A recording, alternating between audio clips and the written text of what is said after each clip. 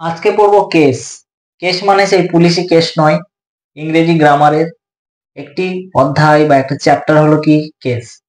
Case মানে কারক, বাংলায় তোমরা সকলেই পড়েছো যে কারক কাকে বলে, কারকের কয় কয় প্রকারভেদ রয়েছে। সেই রকম ইংরেজিতেও কারক কাকে বলে চলো আমরা জেনে নিই। কারক বা case, what is the definition of case? Case refers to the role of a noun, pronoun, adjective with the verb within a sentence. অর্থাৎ বাংলায় কারক কাকে বলে আমরা জানি যে বাক্যে ভার্বের সাথে নাউন, প্রোনাউন এবং অ্যাডজেক্টিভের সম্পর্ককে কি বলে? কারক বলে। তাহলে কার সাথে সম্পর্ক থাকবে? ভার্বের সাথে, নাউন প্রোনাউনের বা অ্যাডজেক্টিভের যে কোনো একটা সম্পর্ক থাকবে। এবার বাংলায় আমরা কারক পড়েছিলাম কর্তৃকারক, কর্মকারক, নিমিত্ত কারক, সম্প্রদান কারক, অধিকরণ কারক ইত্যাদি ইত্যাদি। ইংরেজিতে কারক কয় প্রকার বা কেস কয় প্রকার? ইংরেজিতে কেস হচ্ছে 4 প্রকার। কি কি? Nominative case, objective case, vocative case আর একটা পজেসিভ কেস। নমিনেটিভ কেস মানে কর্তৃকারক, অবজেক্টিভ কেস মানে কর্মকারক, ভোকেটিভ কেস মানে সম্বোধন কারক আর পজিটিভ কেস মানে সম্বন্ধ বাচক কারক। চলো কিভাবে আমরা চিনব?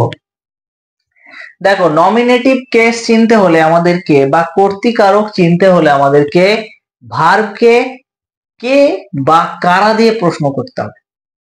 তাহলে আমরা যদি কোনো সেন্টেন্স লিখি এবং সেই সেন্টেন্সের ভার্বটাকে খুঁজে বা আইডেন্টিফাই করে কে বা কারা দিয়ে প্রশ্ন করি, তাহলে যে কেসটা পাবো সেটা কি? নমিনেটিভ কেস বা সাবজেক্টিভ কেস। চলো একটা এক্সাম্পল লিখি। ধরো আমি লিখছি he played football. He played football. তাহলে এখানে ভার্ব কোনটা বন্ধুরা? ভার্ব হচ্ছে কি? প্লেড, খেলে। সে খেলে। কি খেলে? এখানে কিন্তু আমি বলছি না কি খেলে। কি খেলে? ফুটবল খেলে। দেখো কি দিয়ে প্রশ্ন করলে যে উত্তর আসবে সেটা কি কেস? এটা হবে অবজেক্টিভ কেস। তাহলে ফুটবলটা কি? Objective case. এবার দেখো কে ফুটবল খেলে? সে খেলে। তাহলে সেটা কি?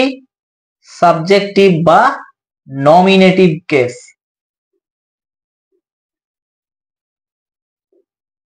তাহলে এই দুটো ক্লিয়ার হয়েছে বন্ধুরা? ভার্বকে যদি কে বা কারা দিয়ে প্রশ্ন করা হয়, যে কেস আসবে সেটা হচ্ছে নমিনেটিভ কেস। আর ভার্বকে কি বা কাকে দিয়ে যদি প্রশ্ন করা হয়, যে উত্তর আসবে সেটা কি? Objective case. তাহলে এই ছিল নমিনেটিভ কেস, অবজেক্টিভ কেস। এরপরে কি বন্ধুরা?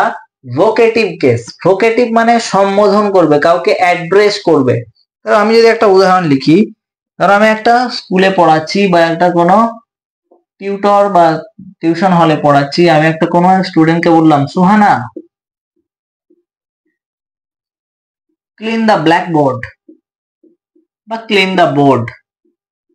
তাহলে দেখো সুহানাকে আমি সম্বোধন করলাম, সুহানা বোর্ডটা মুছে দাও বা পরিষ্কার করে দাও।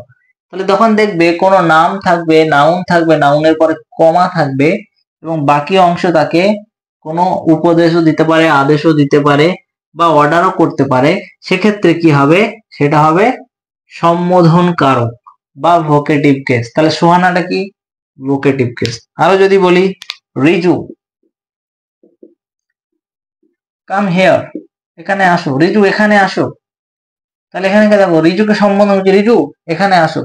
তাহলে এই সমস্ত কেসগুলো কি? Vocative case. আরেকটা কি? Possessive case. পজেসিভ কেস মানে সম্বন্ধবাচক কারক। এটাকেও ভার্বকে কার বা কাদের দিয়ে যদি প্রশ্ন করা হয়, যে উত্তর আসবে সেটা হচ্ছে কি? Positive case. ধরো আমি একটা উদাহরণ লিখলাম, দিস ইজ মাই বুক। এটা আমার বই। এটা কার বই? কার দিয়ে প্রশ্ন করছি, দেখো কার বই? আমার বই। তাহলে আমারটা কি? Positive case. সোজা না? দেখো আরো একটা যদি উদাহরণ লিখি, দা বোর্ড ইজ হিজ। এই বোর্ডটি তার। এই বোর্ডটি কার? কার দিয়ে প্রশ্ন করছি, এই বোর্ডটি কার? তার। তাহলে হিজটা কি বন্ধুরা? হিজটা হচ্ছে পজিটিভ কেস বা সম্বন্ধবাচক কারক।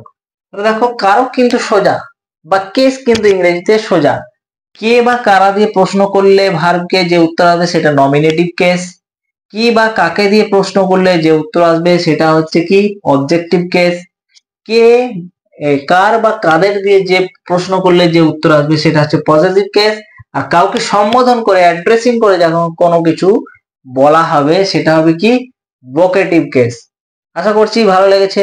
চলো টাটা।